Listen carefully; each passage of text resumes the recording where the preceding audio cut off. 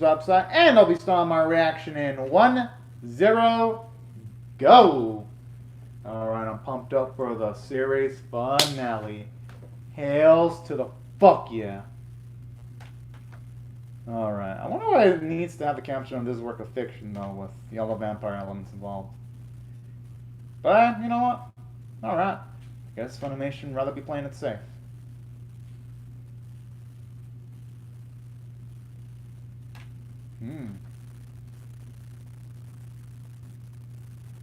Ah, man, seeing Yamagichi again is...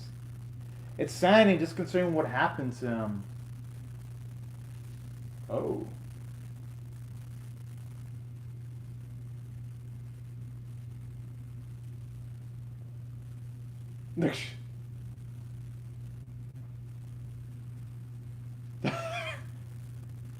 Oh, that is so fucking cute. I could see why Yamagami wouldn't be indulging.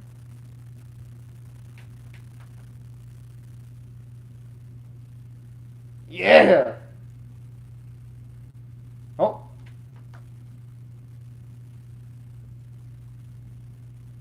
Oh.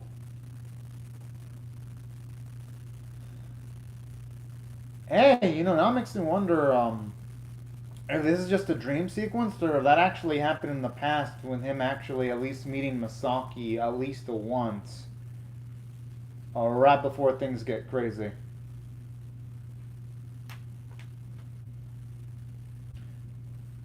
Gotta admit, I'm gonna miss the opening. I mean, yes.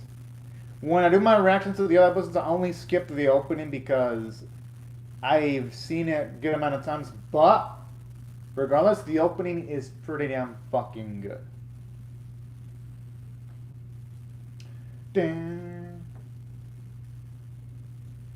Because, and something I like about the opening kind of gives me some nice retro vibes for some reason. This opening feels like the type that would fit in pretty damn well in one of the older animes, and I mean that in a good way, because y'all know me. I fucking adore old anime a lot. Some of my favorite animes of all time are older anime.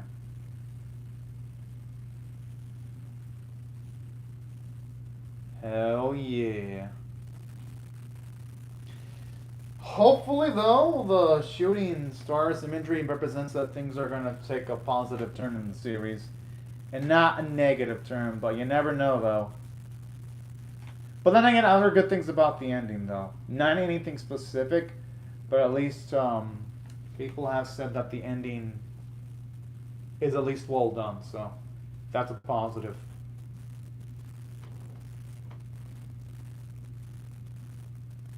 Hmm.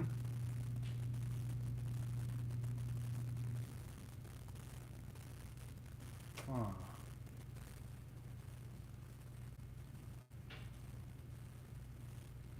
Oh.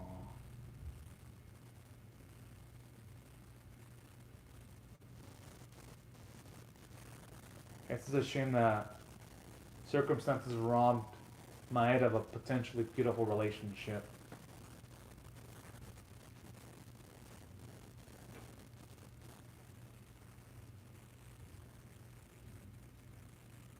Hmm.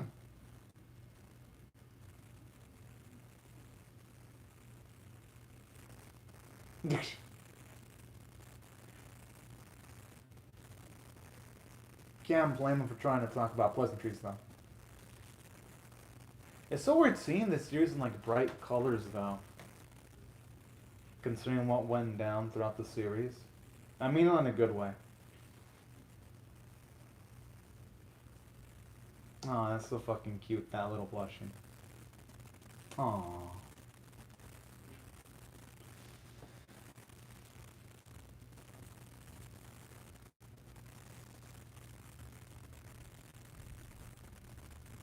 And it honestly feels so damn rewarding seeing a man smile like that. It's a shame it's such a rarity, though.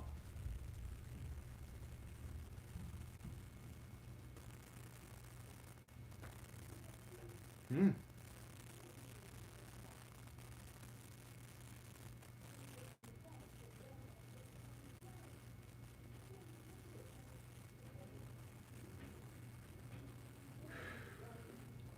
Yeah, it's definitely, yeah. I had a feeling it was gonna be a fantasy sequence or a dream or a daydream because this is what he would have liked to have, but he never even had a chance.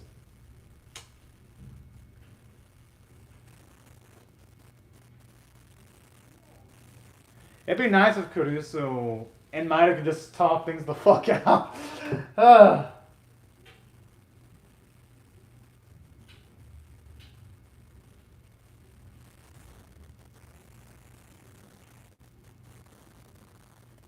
Well, if Rufus taken down, it makes sense. They've essentially lost the ringleader.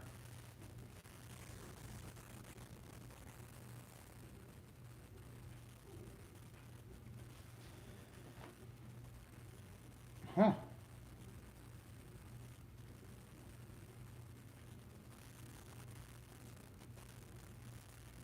I mean, that'd be for the best, but you never know.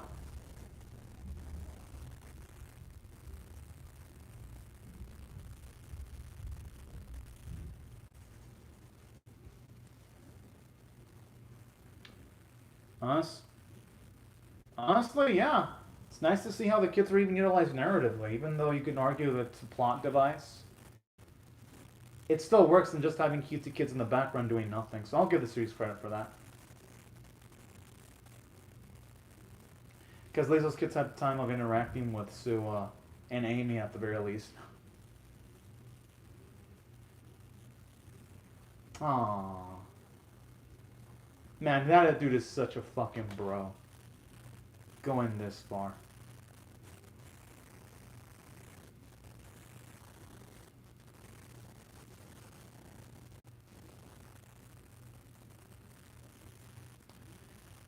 Damn, honestly, from that angle, Matt looks like a freaking main villain, if you ask me.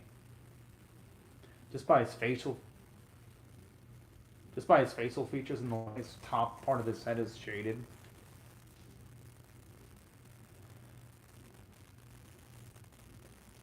Would have thought it would come down to that, to him giving those lines to Maeda himself.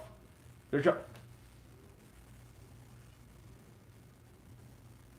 Yo, feels like there's a chance he might actually match Blade Caduceus' blade. What the sounds that the blade is making? What the spirit? Yo! I mean, it makes sense because Maeda showed up a lot of strength when he was a human. So as a vampire, just the gap between him and Caduceus would be even larger than it was before.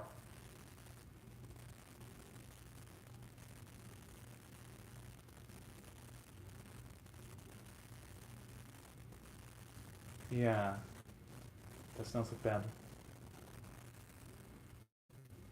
Oh!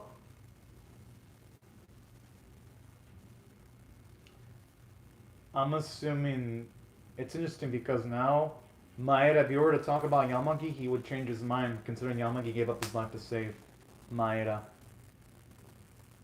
It's just amazing seeing how much of a long way certain characters in the series have come.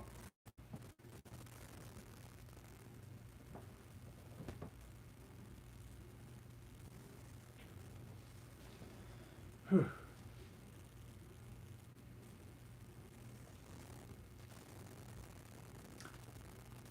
Damn, this dude's like a freaking machine with the way just his vampire.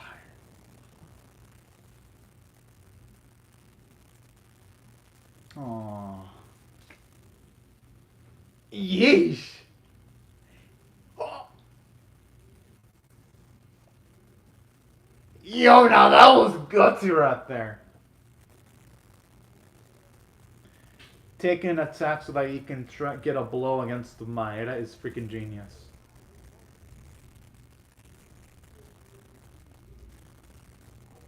I gotta admit, scenes like that, like I hear it shows you the tenacity that he's needed to have in order to survive. Even despite losing his arm. That is just absolutely chat as fuck.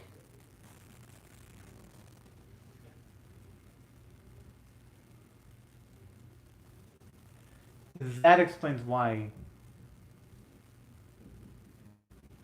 That explains why he was so loyal to Nakajima then.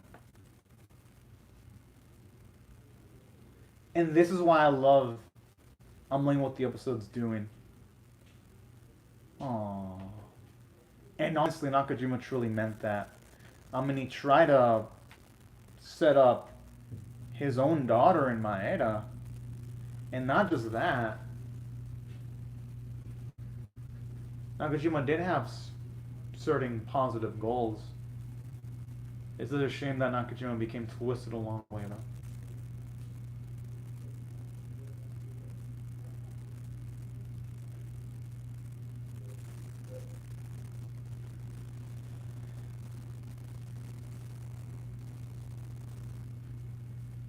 Oh.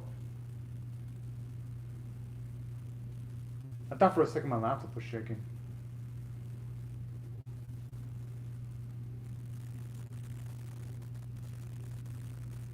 I wonder if this is going to be a deathlight.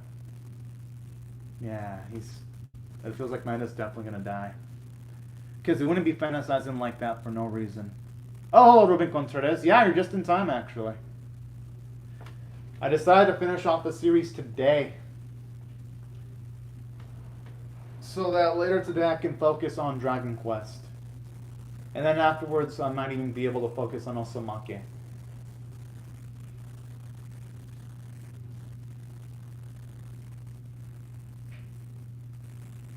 Damn, those eyes. Those protective eyes.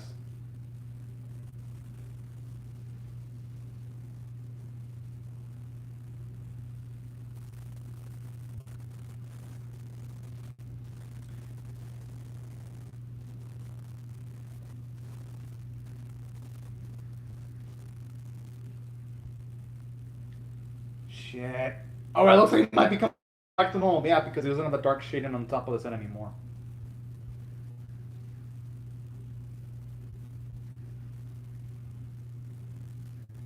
Alright, looks like...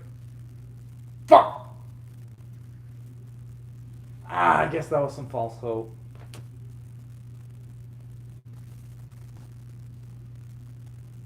Oh, never mind.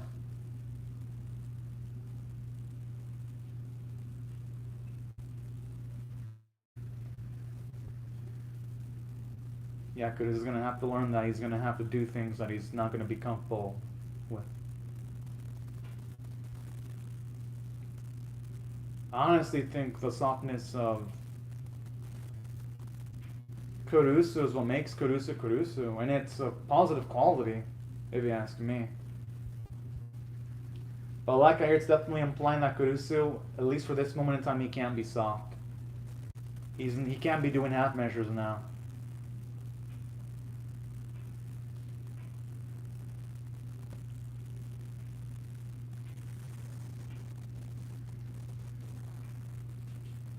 Damn, that fight is well animated.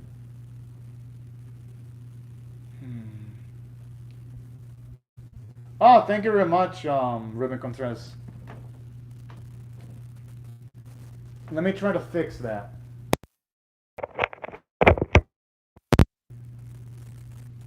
Hope that fixed it. It was working perfectly though when I was reacting to anime in the morning. But yeah, I fixed it though. At least I hope I fixed it. Thank you for the heads up, Ruben. Oh, looks like some of the artificial army is getting back their free will, considering some of them are glowing purple. Alright, I'll try to fix it later. I'm just glad it's happening on my Mars Red reaction, not Dragon Quest. If it was happening in Dragon Quest reaction, I'd be fucked. So I guess I should consider myself lucky. In that end. Damn, I love how the fight's like becoming super cinematic with seeing them fight again in like multiple different locations. It definitely has a final series no, series finale vibe. Ooh. I love it! Yama utilizing those blades to protect himself. Now that is freaking cool. And I love that scene because it shows you that Suwa's trust in Kurusu is what gave Kurusu the opportunity to pin down Maeda. At least seemingly, because I'm assuming Kurusu's got a trap. And that was just a diversionary tactic.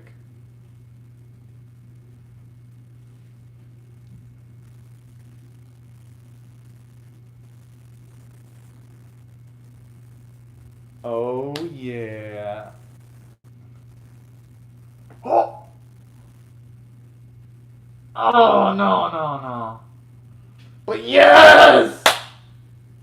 You know, it sucks, though, seeing Maeda die, but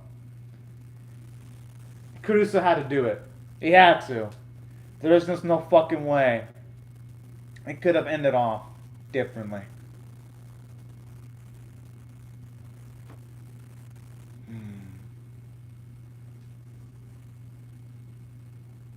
Aww.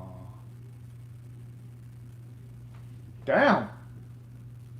Fuck!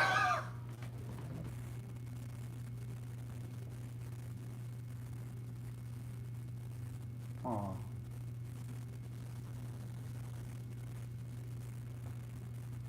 You know, Maeda deserves that much.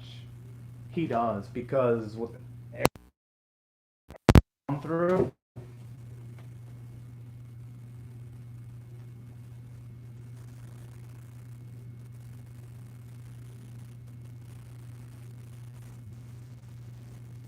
Yeah, he had all the others. Oh, that's sad. But you know, he's gonna be able to join Misaki at the very least. Aww. But you know what? He went down like a badass. He did. He at least got a bit of his free will at the end. He finally realized that he wasn't by himself, and he truly understood. Understood the people in his life that he truly valued. I'd say, even though yes, it's not the way things went down.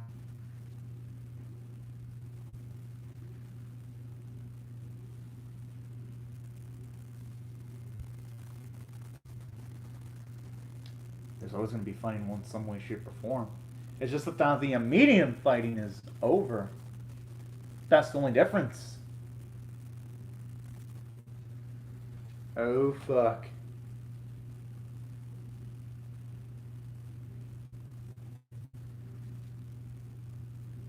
That's a positive way of looking at it.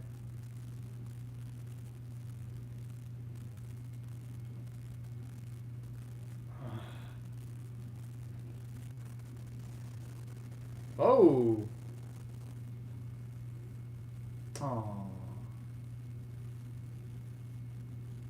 I'm sure she wouldn't say no to that.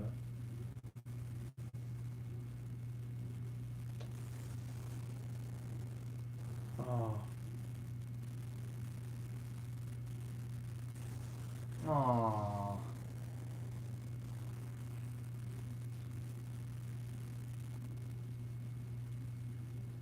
Oh.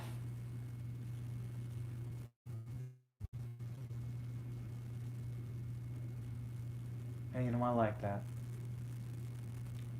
Great scene there because it's showing you that with Kurusu, even if he becomes one of a vampire, as long as he still has that human personality bit in him, he'll still be human to a certain extent at heart. I like that.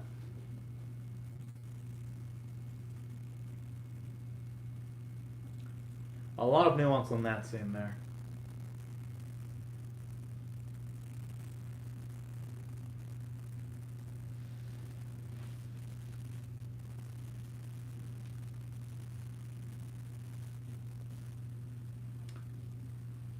And you know, to think, we saw his massive amounts of strength when he was taking on Maeda without blood. Now I only want to imagine what's his power going to be once he's got blood inside of his system.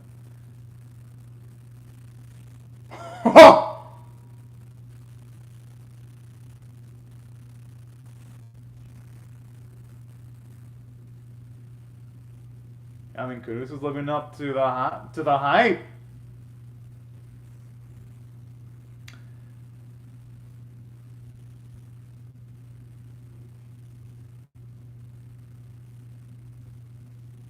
Alright, good. Yeah, okay. At the very least, the blood didn't make him lose his willpower.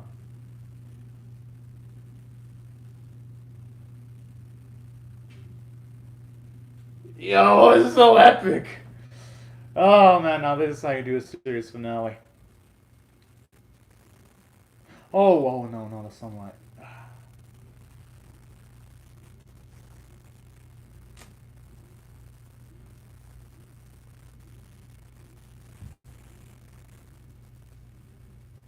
Aww.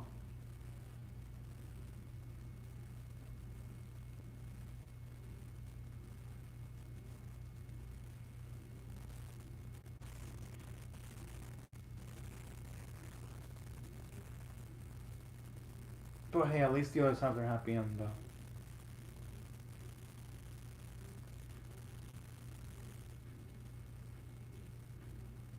Hmm.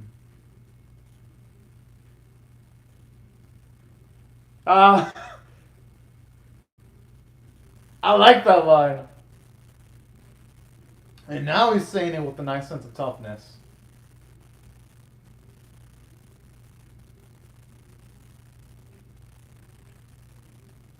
Oh, but hey, you know what? The ending fit because we know Kurusu's gonna kick the ass of those artificial vampires.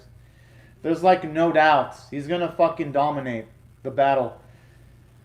Overall, really great season finale. I mean, I should say series finale, if I'm being more accurate. If I had to rate this episode on a scale of 1 to 10, with 1 being abysmal, 5 being average, 10 being exceptional, I ain't gonna lie. This was definitely a 10 out of 10 finale. My series finale is different, though. The finale for this episode is 10 out of 10. If I were to rate this season on a scale of 1 to 10, 1 being abysmal, 5 being average, 10 being exceptional, I'll give it a 6 out of 10 for a bit above average. Can't necessarily give it a 7 or 8 because if there's anything this series lacked, it was consistency.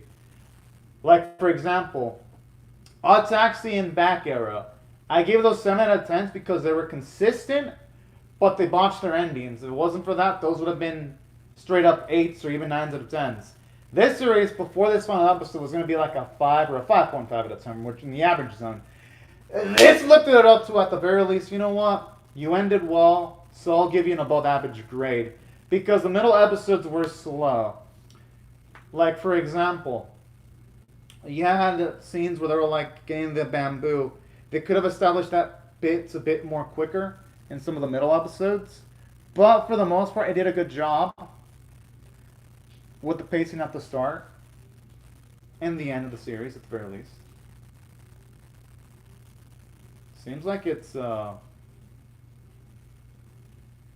it's a film. Aww. No, don't tell me Kurusu died. Because of the way, she's got the flowers now. Okay, we see Sue and Amy. We see the kids. Cool. Fuck! Seems like it didn't go well for Kurusu.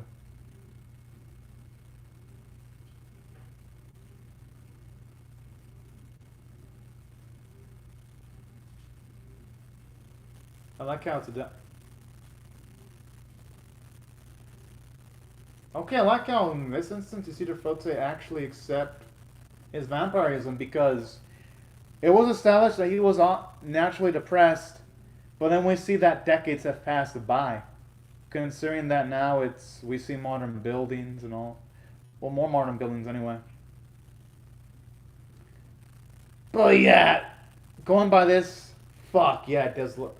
I guess it makes sense that Kurusu would die though when it comes to finding all those anti-vampire units because it's like, yeah, the sun was rising. It wasn't gonna end up good for him. But you know what? Even if Kurusu does die, which you know he did, because Aoi wouldn't have looked that sad if Kurusu was alive. So, fuck. That's really damn depressing.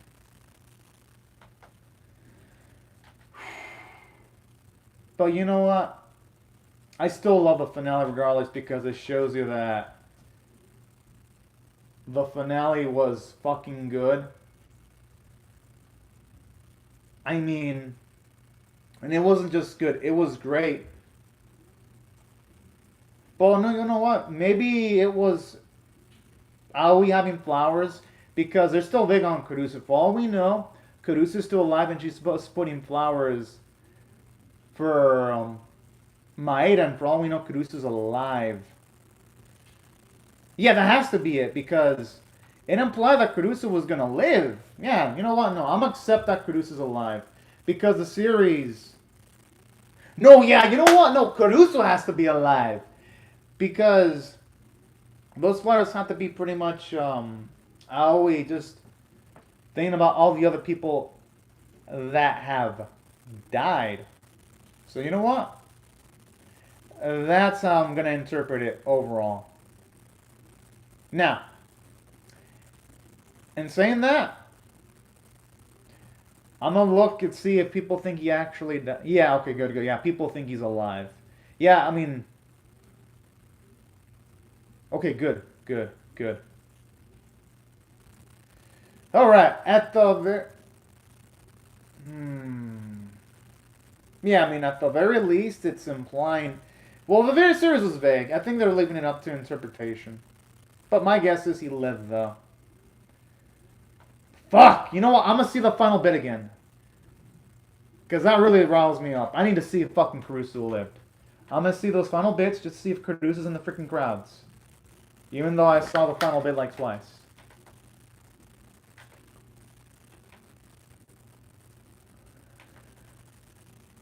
Okay, you know what? I'm seeing the final bits again. There's nothing. Okay, aside from Aoi having the flowers there and praying, it's not a tombstone. Okay, maybe I was being overly alarmed. I'm gonna assume that Caruso's alive because there's no way that he was gonna die against those vampire units. But damn, this series though. I mean, I guess I'm not gonna blame her for keeping it up to interpretation, regardless. Now, and saying that, there's something else I really loved about the final episode, though. I love how Caruso can truly see him become a main character because, for one, when you saw him take the blood, it makes sense that he was going to get that extra bit of strength. Especially since it was Aoi's blood that he drank. I think it ended up for a much more powerful final conclusion because it showed you that finally Caruso wasn't so soft anymore. He was powerful. And it ain't just that, though. Something I loved about the episode was just the fact that, aside from all that, we got to see more of Maeda's perspective, how his idealized vision. That was actually pretty darn nice. And how, at the end of the day, he was able to finally join Masaki. Well, yeah, beyond the grave, but regardless, I love the way the series handled everything. And another thing that also I really loved about this episode too was just the fact that Caruso dominating not dominating him, but seeing Caruso struggle against Maeda was also nice because it respects both Maeda and Caruso. And that's something I really dug about the final episode too. Because it was pretty damn impressive. Just seeing how much of a long way Caruso's come from a combat standpoint. Just seeing how at the start of the series he was the one that needed help to now being able to tackle a huge task like taking on Maeda solo was a visual treat. That's why I think the series did pretty well in respecting him in a good way. And on top of that, something that I also really loved about the episode too was just the fact that when it comes to some of the other elements, I love how they did a great job in giving really damn fucking good treatment towards Aoi. You can see how emotionally nuanced she was, and that's what I absolutely freaking adored about this episode. I thought it was impressive. And aside from that, I love seeing Aoi. Not Aoi.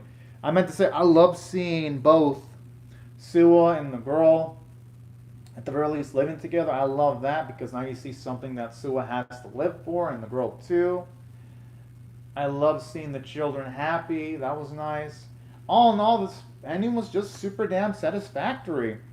That's why I absolutely loved the script of the episode.